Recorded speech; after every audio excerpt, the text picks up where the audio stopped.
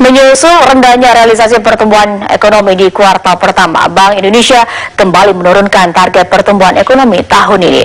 Lemahnya kinerja ekspor dituding sebagai penyebab utama rendahnya pertumbuhan ekonomi.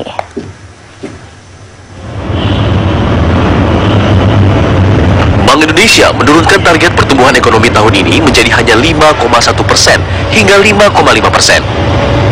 Dampak temporer dari larangan ekspor mineral mentah menjadi kambing hitam melemahnya pertumbuhan ekonomi tahun ini. Di kuartal pertama lalu, ekonomi hanya bisa tumbuh 5,21% atau turun dari 5,72%. Rendahnya pertumbuhan ini disebabkan oleh turunnya aktivitas ekonomi di sektor pertambangan hingga 3,57%. Akibat larangan ekspor mineral mentah, nilai ekspor pertambangan di kuartal pertama tahun ini juga anjlok hingga 24%. Melihat realisasi kuartal pertama tersebut, Bank Indonesia akhirnya menurunkan target pertumbuhan ekonomi tahun ini hingga 0,4%.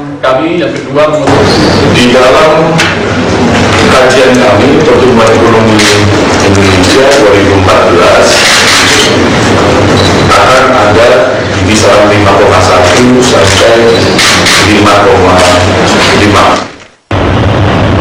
Proyeksi pertumbuhan ekonomi Bank Indonesia ini lebih rendah dari target pemerintah di kisaran 5,8% hingga 6%. Meski turun dari proyeksi semula, Bank Indonesia menilai kinerja ekonomi Indonesia ini masih lebih baik dari negara-negara lain. Dari Jakarta, tim TV One mengabarkan.